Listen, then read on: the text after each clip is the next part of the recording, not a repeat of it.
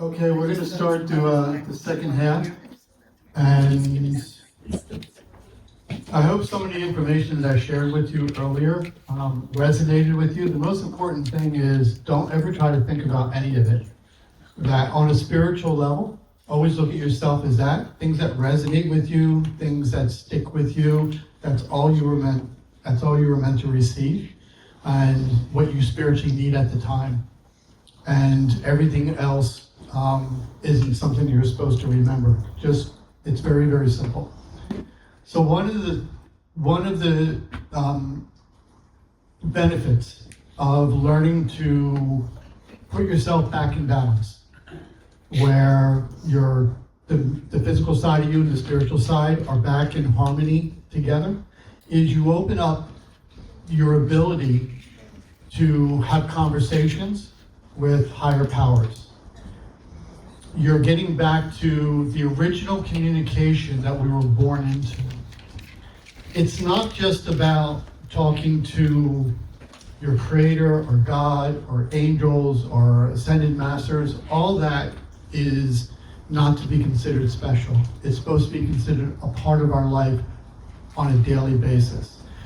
Also talking to people in spirit. It's supposed to be part of our life on a daily basis.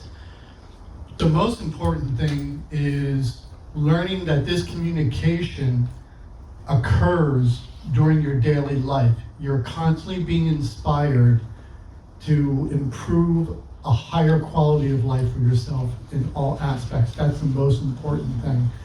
Happiness is a response that we get when we accept this communication and we align ourselves with its guidance for us. Remember, everything is based on love. So, being self-taught and self-learned, I never was interested in talking to people in spirit or seeing medical imbalances in people. I just wanted to be proud of my life. I wanted to live a life where I could say I was proud of the choices I made, the outcomes they produced, and the things that I can say I personally accomplished with that communication. So when I started talking to people in spirit, it was all new to me. I didn't believe any of it. I didn't accept it at all. So it was a gradual shift, and I had to learn to interpret this conversation. So what you're about to experience is something I did for the past 15 years. I did a lot of spiritual events, spirit mediumship mostly, here in New Jersey. I was doing over 100 events a year, and the last 3 years they all sold out, which I'm just thrilled to death about.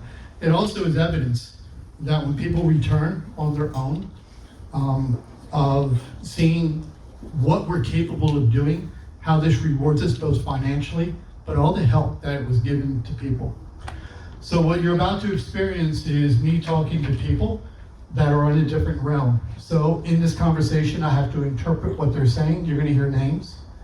You're going to hear possible dates. You're going to hear specific information. I'm going to do my best to point to specific people. I'm going to share a bunch of details first, and then I'll stop myself, and then we all get to see if I'm full of crap or not. All I ask of you is one thing. You're going to hear me start to talk to people in spirit. That's when you say it, I know, and you hear me turn in my head. All I ask from you is to do one thing. I'm just going to ask you to acknowledge what's true. If you think too much, your brain will talk you out of it. You'll know something's true, you'll know something's for you, but it'll influence you not to speak the truth. This happens to every single person, not just in mediumship galleries, but in everyday life. We're taught that speaking the truth, or speaking what's true, or speaking in a fair way, isn't something that is going to produce the outcome that we want for ourselves. So it's telling us the opposite of what we should be doing. So I'm just going to ask you to speak what's true. All right, just give me a second. You're going to see me talk to people in spirit, so you're going to see me turn my head and acknowledge them. You're going to see me stare off. So just give you a little insight. We're going to do this for maybe 20 minutes, 25 minutes, just a demonstration of what everybody's capable of doing. So I do not have a gift. This is something everybody is meant to do and is capable of doing. Remember, you're a spirit. This is a part of the communication that you were born into. Yep. Okay. The names can refer to people currently living. They can also refer to animals. They also can refer to people who've crossed over. When I know the difference, I'll let you know. But other words, just be open to it. I know, I will. Okay. All right. So I think this is going to be in the back room over here. The 2 back rows. I'm going to say it's going to be connected inside of here. So I'm going to share a bunch of information with you, and then you can let me know what doesn't make sense when I get done, but don't say anything. Let me just talk for a second. There's 2 people. It looks like a mother spirit and possibly a sister spirit. So either your sister or her sister. There's a D name, like a Donna or a Dorothy or a Dolores. That's also going to be connected that they're speaking about. There's a Cancer connection that one of them is bringing up. So I'm going to say one of the 2 people I'm speaking with is talking about a Cancer connection or a disease in the chest area. So either their chest or their lungs, or a disease here that had a quality of life issue when they were here, or actually it even caused their death too. There's also a reference to either one of them or somebody currently living. There's a dementia or an Alzheimer's connection also that they want me to bring up. There's also an October birthday or crossing over that they want me to acknowledge. Again, it could be somebody living or passed away that they want me to bring up. There's also a animal that they're referencing, and it feels like the animal's name begins with the letter L, or if there's a Lulu or a Lolo or a Lily, or there's some kind of L name connected to the animal. I say the animal's a dog. I don't want to say it's not a cat, but I'm going to say I feel like it's connected to a dog. Give me 1 second. Yep. I keep on getting a reference, one of them's talking about the head. So again, a dementia, Alzheimer's, or some kind of disease to the brain would also make sense that they want me to bring up. Does this make sense to anyone sitting over there in that area right there? I have a sister named Dolores. Say it again. I have a sister named Dolores. Has she passed? No. She's currently alive? That's fine. Has mom crossed over? Yes. Does she have a sister in spirit? In spirit. Yeah, in spirit. Does she have like your aunt or your mom's sister is My aunt is still alive. is she still alive? Yes. Do you have another sister in spirit? Alive? Nope. Do you have someone in spirit? Do you have a sister in spirit besides the one that's alive? You have Dolores who's alive. Yes. That's your mom. Oh no, that's it. Just Dolores. I'm sorry. Hold on. Is there a Helen or an Ellen that makes any sense? There's no Helen or Helene or Helen. Could be alive or crossed over, connected that your mom would be bringing up. Helene, Ellen, Helen. Nope. I'm staying with you, okay? Does October make sense to you? No. Birthday or crossing over in October? No. Sure. I can remember, yes. Is there like an 11th, the 12th, the 13th of a month, a birthday or crossing over? Crossing over. Hold on. Just there, right there. Just hold on. Nope. Look at me. Hold on. Is mom passed away from cancer, or is there a like a brain or an Alzheimer's or dementia connected also? No. Congestive heart failure. Congestive heart failure.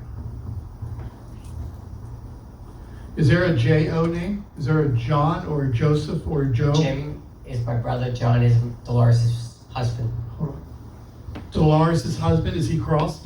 No. He's currently alive too? Okay, Yes. so Dolores and John, that your mom's bringing up, I'm going to come to you in 1 second. There's also, I want you to say no to this, but there's a Helen or an Ellen or the Helene or the H name is significant. That, and I want you to say no to it, but I'm still saying it's significant that she wants me to bring up. There's also the woman who passed from cancer. Does that make any sense that your mom would be talking about someone on the other side who passed from cancer? Her sister did. My mom's sister. I asked you if, yeah, hold on. I'm sorry.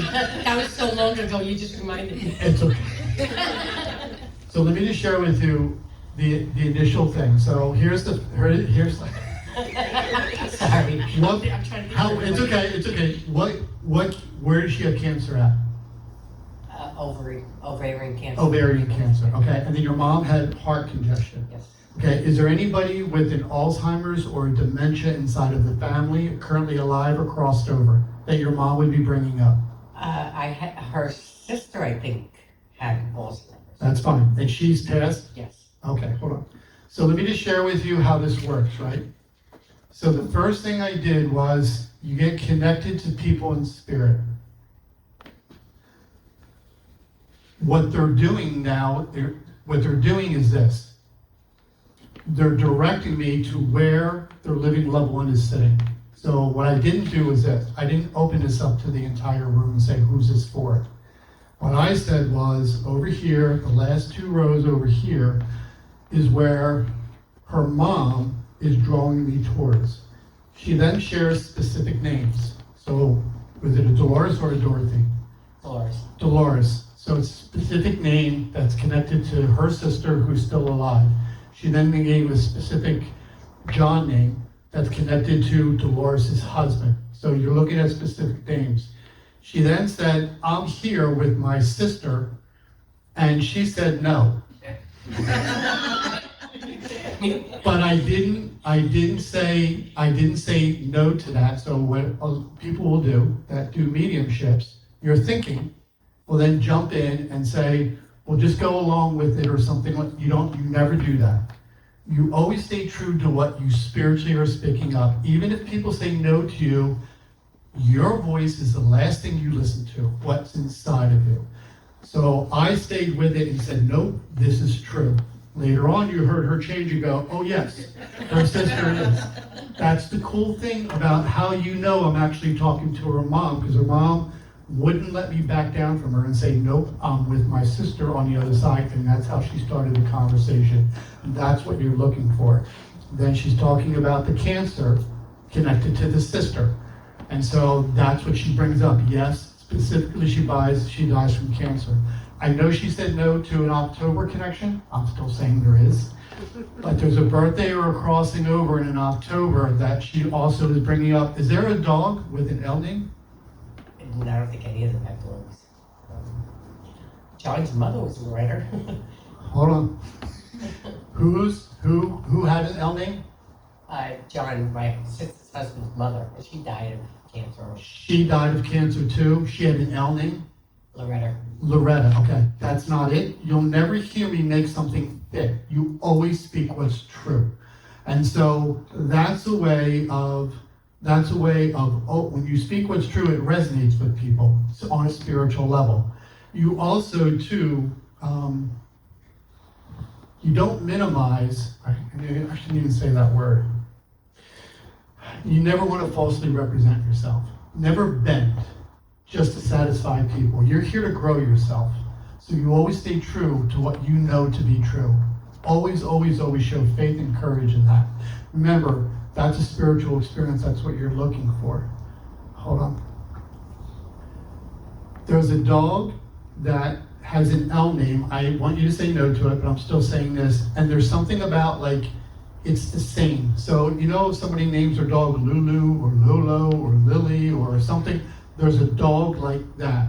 And I want you to, and if she's saying no and it's true, she's not forgetting something, then it's got to be in this area that this dog wants me to acknowledge. It's trying to share its name. Hold on.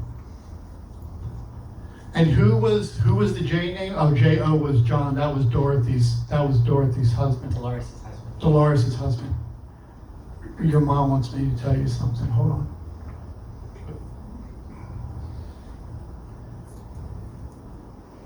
Did you plant flowers in her honor? My sister today was talking about planting a tree. In her honor? And burying her ashes because she still has the ashes. She wants me to say thank you, and she was agreeing to it. She's showing me either you, one of her daughters, so it was her sisters. She's showing me a yard area, and she's talking about somebody planting something in her honor. Now, what's important, remember, your brain will not tell you the truth about what you just experienced. So what happened, so to spell it out. Her mom, because we're always asking, like, can they see us? Do they know what's going on? And her mom saying, I'm alive. Remember, they don't think.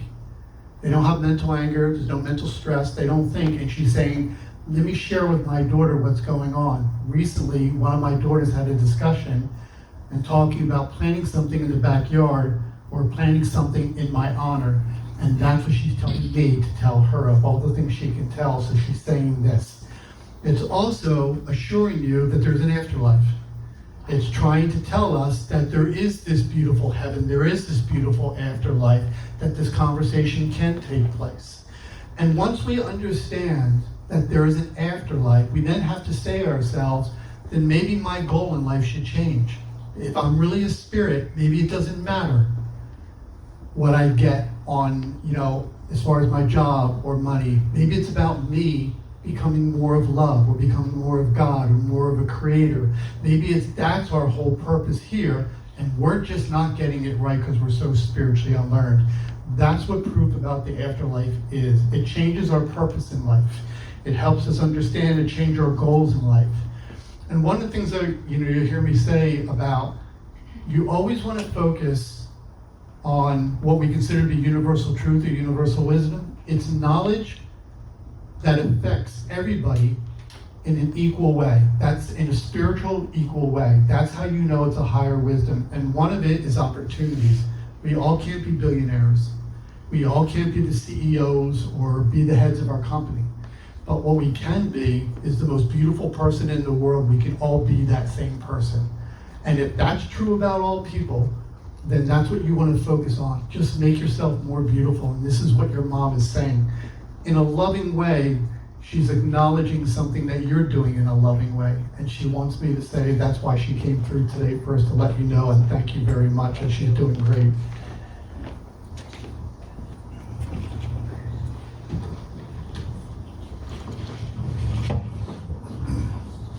Does anybody have in that area have a dog named Lulu or Lolo or Lily?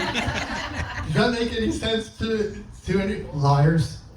There's somebody that has something like that. Tell me what made sense to you. Wait, say it again. An October passing. That was it? That was the only thing? Yes. Thank you for saying that. So, is there a David or a Donald or a Danny, a D name, that makes any sense to you? Hold on. No. You guys in the back row, is there a David or a Donald or a Danny living or crossed over, and somebody who would have died from self-destructing their life with drugs or alcohol? Does that make any sense to you guys in the back row right in there?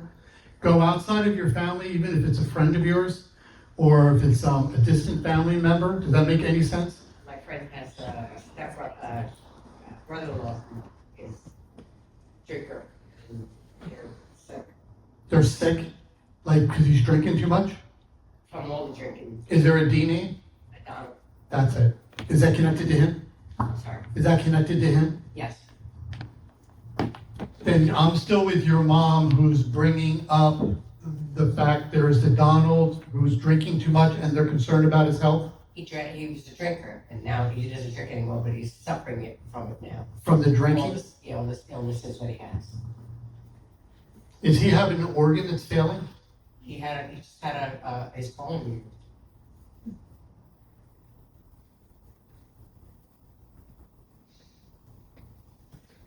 Is there somebody else in his family with a D name who's in spirit? Do you know? Besides Don, is there another Don or another Danny or a D name that's in the Their future? family, I can't think of it. Just keep it in mind, because there's someone who's talking about, there's somebody who's bringing him up. I'm just going to say it this way. They're bringing him up and they're showing a concern for his health, as if like there's not a lot of time on earth. And I hope he lives to be 104 and he gets completely healthy, but there's something about not a lot of time on earth. So I'm just going to say it that way. There's a concern for him. So him stopping drinking is imperative, but His brother is having health issues too. is it drinking or drugs? He used to be a drinker. His name's Bob. Bob, and it's connected to, and he's still having health Him and John issues? are brothers. And they're friends of yours? My friend's husband and his brother. Okay. there's someone connected to them in spirit who's trying to show the concern, and they know what's going on, and they're concerned about the amount of time, and it's a guy that I'm talking to, just so you know, it's a guy that I'm talking to, and they're concerned about the amount of time they have here on earth. And so they're starting a conversation like that. I'm gonna let it go and not develop the conversation, but I just have to acknowledge them. Is there a Helen or an Ellen that makes any sense to you guys? One of you two, or in this area right in here? Someone who's alive or crossed over that would be starting a conversation with you? Because she said no to this, and I keep on saying it over and over again. Does that make sense at all? Does that make sense to you? Has she crossed? She's currently alive? Is there someone in her life that would have a similar name who's crossed over? Has her mom crossed? Yes. Does Roses make any sense to you? Connected to her or to you in any way? Roses? Yes. No. Is there anything significant with the Roses connected to, is it Ellen or Helen? Ellen. Ellen? Is there any Roses connected with her mom who's crossed that would make any sense to you? No. So keep this in mind, ask her, like when you're talking to, because there's a woman who's bringing up that name and she won't let me go. So if she's talking about wanting to get a message to her daughter here, that would make sense, but she shows me a red flower. And I don't want to say it stands for love. A lot of people would say that. There's something significant with the rose that she would be bringing up. Just give me 1 second. Who's Marty or Martha or Mary? Who's the MA name connected to her? Does that make any sense? Marty's my cousin's name. Marty's your cousin's name? He crossed over. That's it. Say how we go back and forth. And I was talking to him Because today. you were talking about him today. So Yes. here's Marty jumping into the Oh, my conversation. goodness. That happens a lot too, because I'll start the conversation off with your mom, and then all of a sudden other people, and that's how they identify themselves. They'll say, here's my name. And so I'll share the name, and Marty's not like a common name, so it's the fact that it's connected to you, and he's going, I'm gonna share Marty, and because he just wants it, because he's going, I'm alive too, and I can jump into the conversation. Yeah. And he wants me to, to bring it up. Yeah, there's a,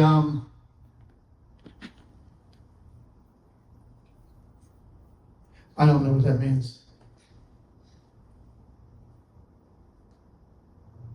Do you, either the lady next to you, either your mom or her, did she die from any kind of heart-related or lung-related illness? Do you have, is your mom alive? She's crossed over? Is there a heart or a breast thing that she would have passed away from? Just yes or no? No. How about the lady who crossed over connected to Ellen? Do you know if there's a breast or heart connection? I think it might have been heart. See if that's true. Just see if it's true, because that's the woman I'm talking to. She's telling me specifically about something inside of here, if it was heart or chest or lung related, that she wants me to bring up. Is there an Al or an Ed that's significant to you in any way at all? How about you? I might be going back to you. Is there an Al or Ed, a short name? Do you know a man who cut his tip of his finger off?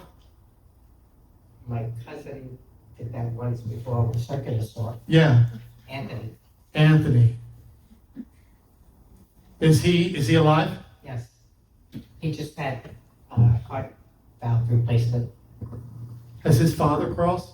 No, he's He's still alive. currently alive? Yes. There's a man in spirit that's bringing me up, the man that's connected to one of you that cut his fingertip off.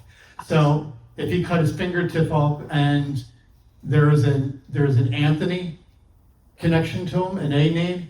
I was getting Al as a short name, but if it's an A name, if it's Anthony, I'm just going to acknowledge I could be off my interpretation. But there's a male spirit that's bringing him up, and if there's a heart-related incident with him, is he feeling okay after the operation? Yes. Because this male's telling me that he's going to be living for a long time. So he wants to give it information that he can see the future and that everything went well with something in his chest area, and then he's going to be around for a while, but it's got to be with the man who cut his fingertip off. And it's weird. It's weird how they talk, how they identify people. They'll identify people in different ways because they're trying to share with you it's not one way, it's any way. So like when you guys get inspired, don't look for a specific way of getting inspired in life. Look for different ways. Sometimes you'll just get drawn to a certain path and you'll say, I don't know why, but I'm being drawn to this. Accept that as an energetic, that's an experience that your spirit is having. Sometimes you'll have an enthusiasm, that's a response, that's an experience that your spirit is having, an enthusiasm. Sometimes it's a curiosity, an interest, sometimes you'll have a love for something. So just know that those are experiences your spirit's having, so spiritual experiences that they're having. I got to tell you about the dogs driving me crazy. The Linda or the Lily, or there's some kind of a name like that. Did anybody have ice cream recently, or own an ice cream factory or an ice cream store? Linda is my friend, Yeah, but she's not a dog. she's got a dog. She's not a dog. But she owns a bakery. A bakery, that would make sense. Yes. She's baking good. I said ice cream though. I don't want to go and make something fit. Okay. Let me go on to someone else. Give me 1 second. Yeah. So listen. I'm going to be on this side of the room, okay?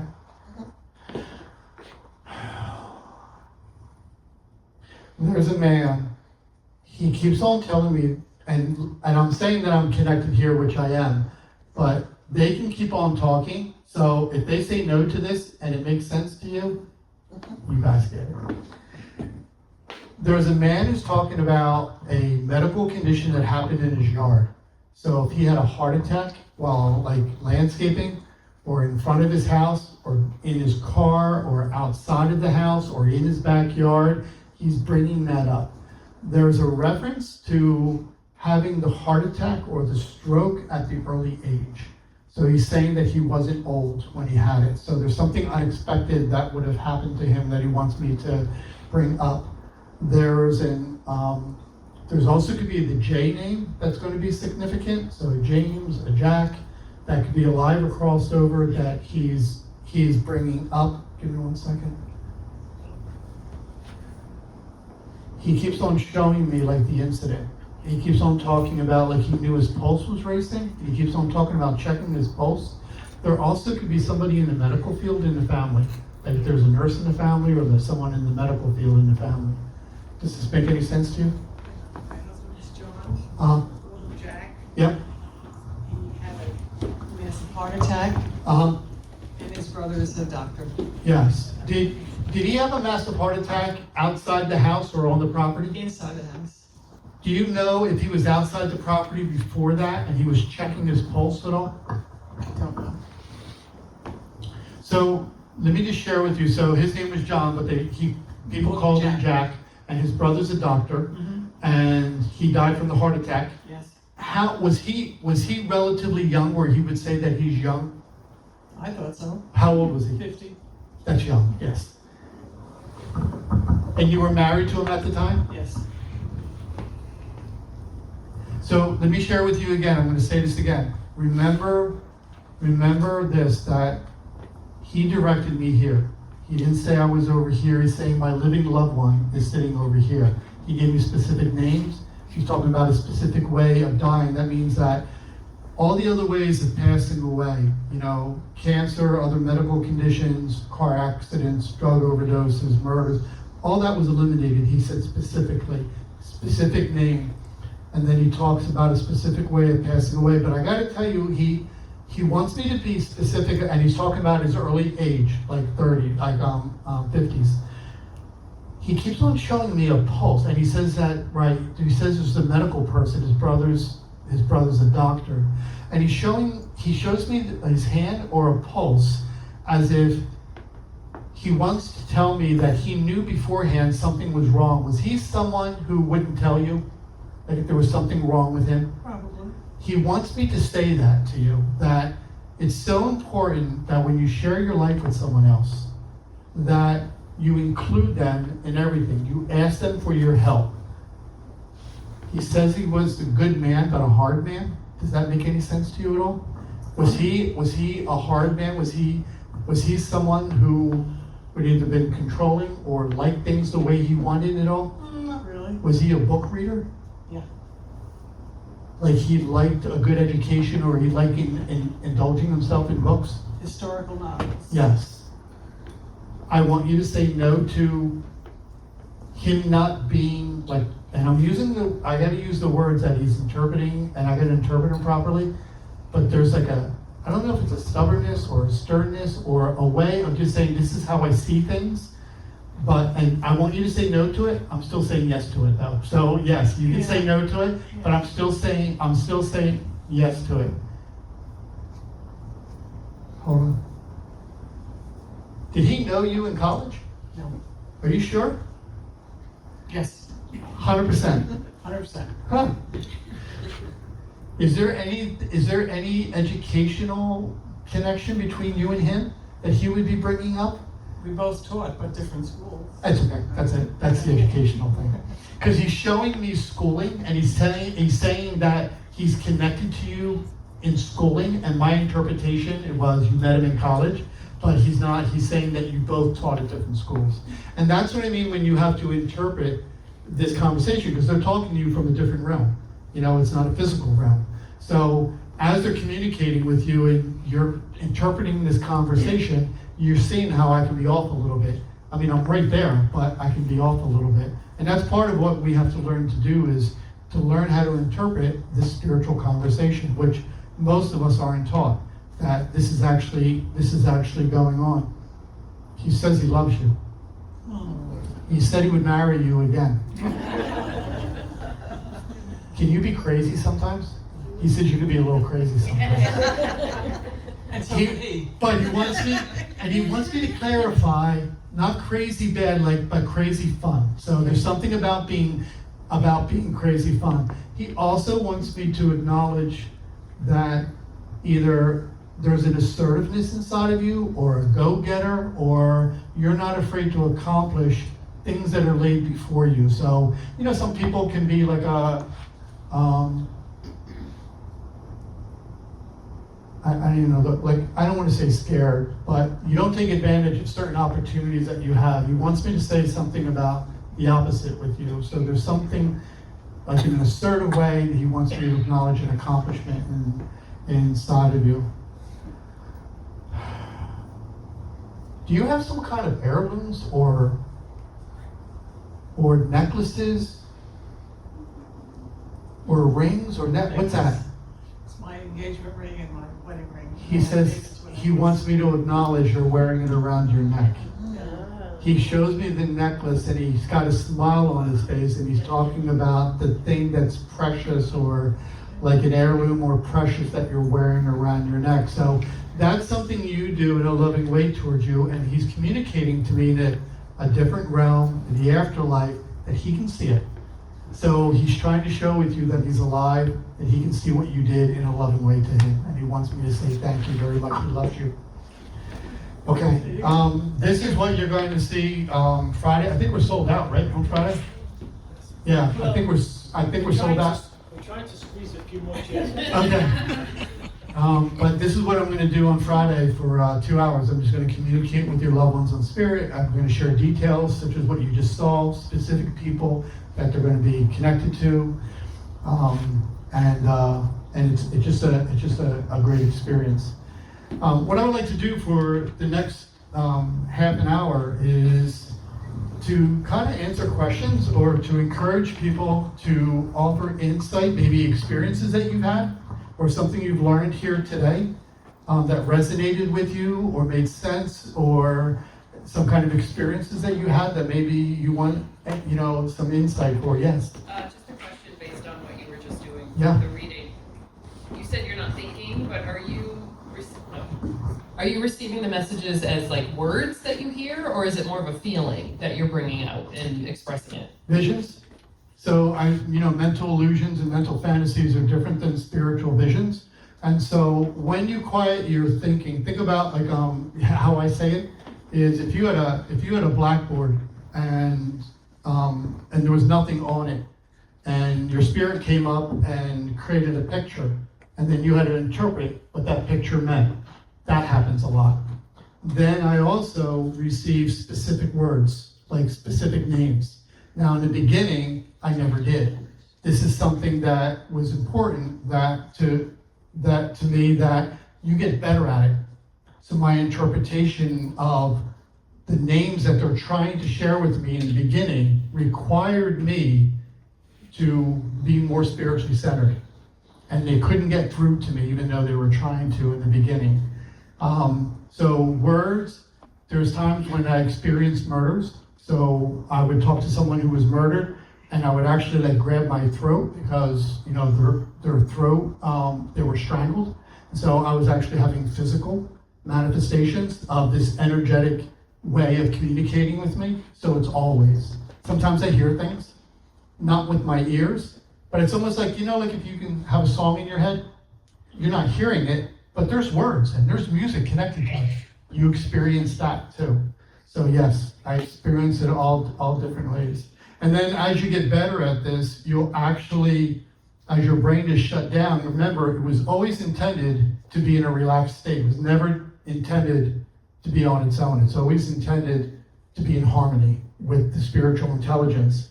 And as you get better and better at this, you'll see visions of people in spirit. Like I can actually sit here and say, I can see this guy standing behind her, and I can see a woman standing behind here, and there's a child over here. You can actually see it, but it's not with your physical eyes. Just like if you crossed over, and you know they're showing me that they can see, he can see you with the necklace on, and he's sharing that with me.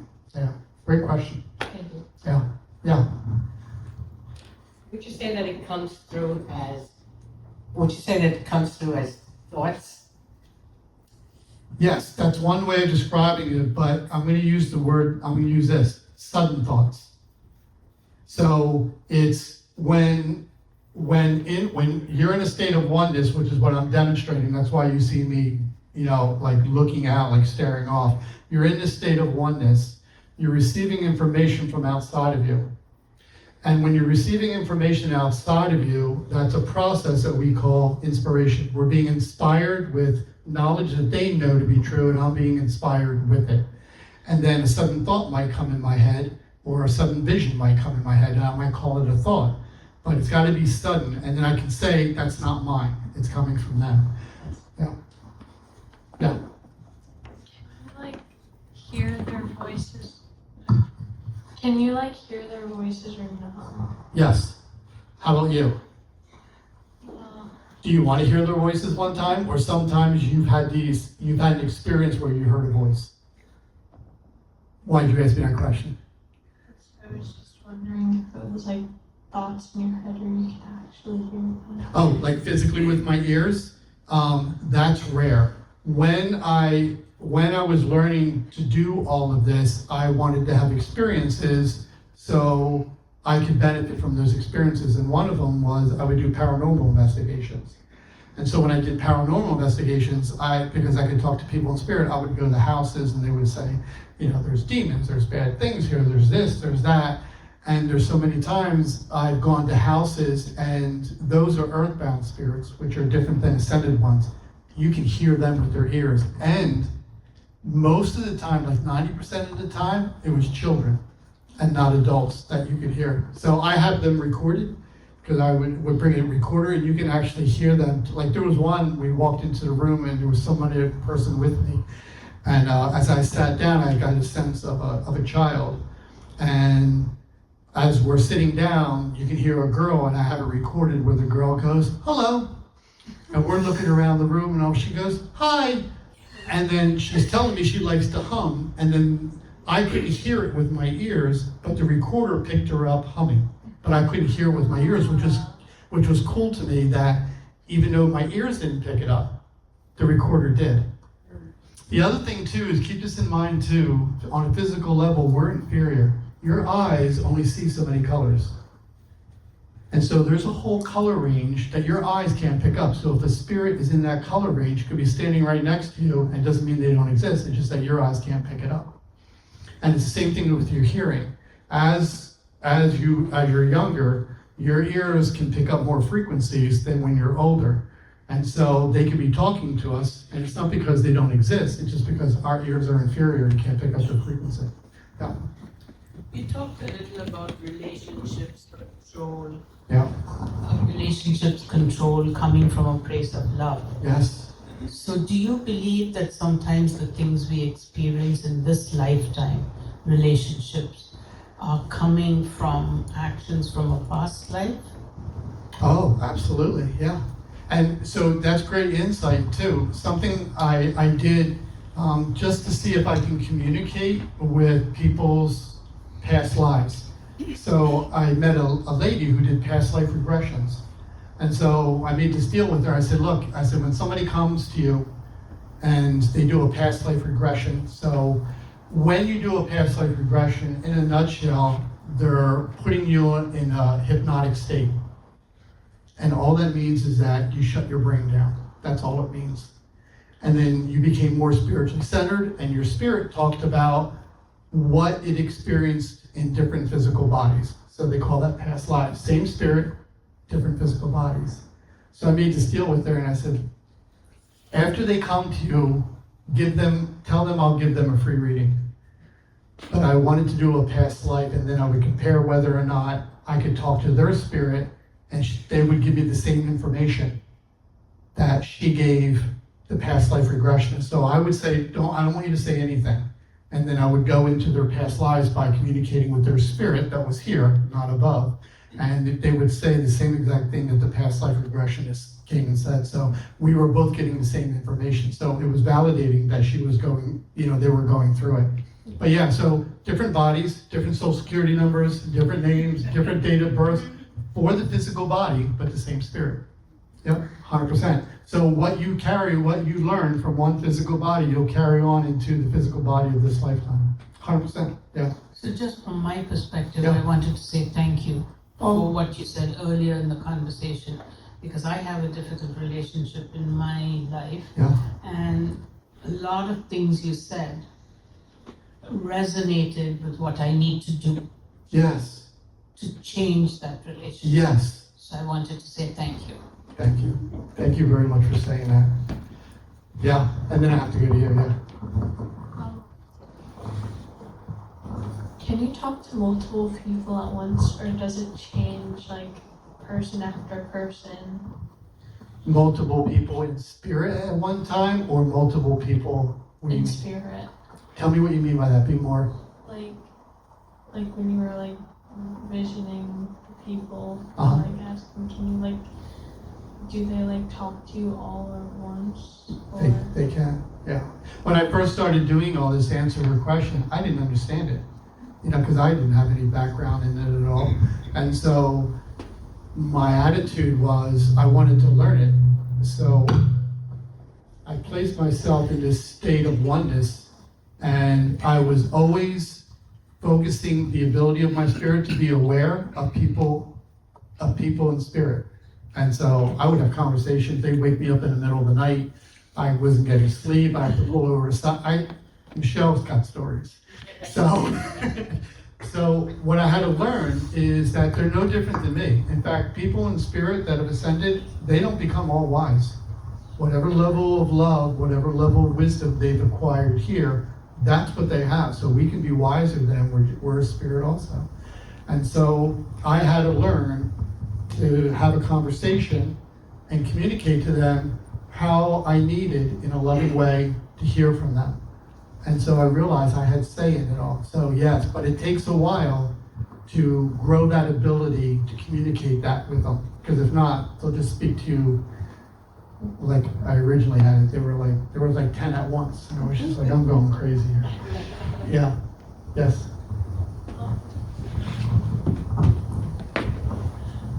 It's kind of a strange question. I'm just wondering where your heart fits into all this. Like, you're talking about getting spiritually inspired. Where does the heart fit into all this? I look at it in such a way where, and again, this is just my interpretation. So when I talk about something heart-centered, I talk about it being spiritually centered, meaning that if my spirit is connected and to me, to this physical body, there's something about when information comes to me, it feels like it resonates here with me. So I always say heart-centered. Now I know that people in spirit don't need a physical heart. They never did. And so what I've learned is that I know a lot of people say it's heart, it's heart, it's heart. I don't see anything physical being necessary for our spirit, but love is. And so if we associate love with the heart, we might associate the heart with our spirit, because our spirit is based on love. But that's how I always interpret it. Isn't that where it connects us? When my mother died, Yeah, she stopped breathing, she's lying there, yeah, and it was about 10 minutes that we're standing there talking, and then all of a sudden, her chest lifted, her head went back, and it was like, and, and so it seemed like maybe, there was a struggle because she didn't want to leave the body, but, I don't know, something was holding her back, and there was this sound and gasp and movement, and it seemed like that was when the spirit was leaving the body after, like 10 minutes after she stopped breathing. oh yeah, 100%. Oh yeah, your spirit is separate from your physical body. Your physical body needs your spirit. Your spirit doesn't need your physical body at all. So what you're saying, and I've seen this many times, I have so many stories about what I've experienced, but your spirit, the will of your spirit can cause your spirit to stay earthbound rather than ascend. And so the will of your spirit can also cause it to try to give life to the body when the body no longer can sustain life. Yeah.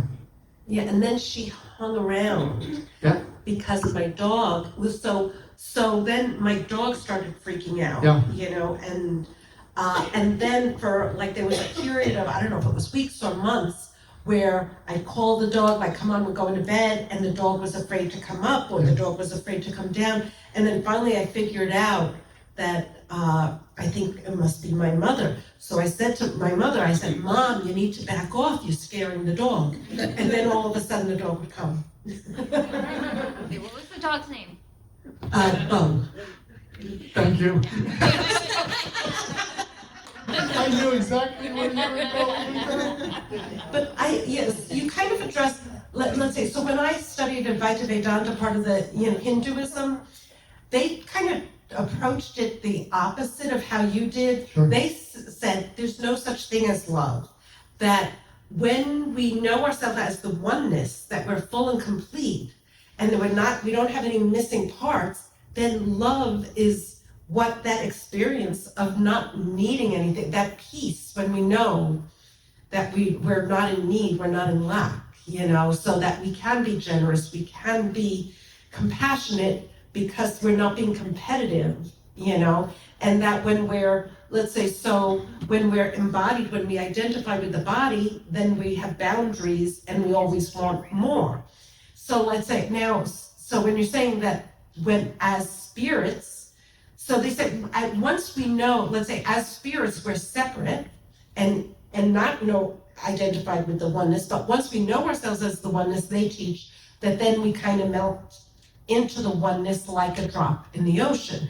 So I'm just kind of curious about the whole experience of that they have being not embodied but separate. They don't have a mind, but they are not that they haven't melded with the oneness. So you said that while they're alive, they reach a certain level, and then when as a spirit, they stay at that level until they're...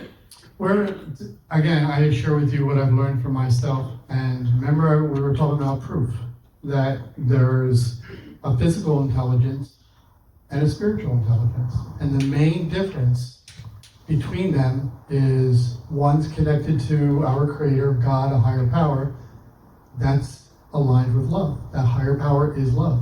Your mental thinking isn't. And we talked about the proof, how often you do things in an unloving way, but that's your brain influencing you to do it.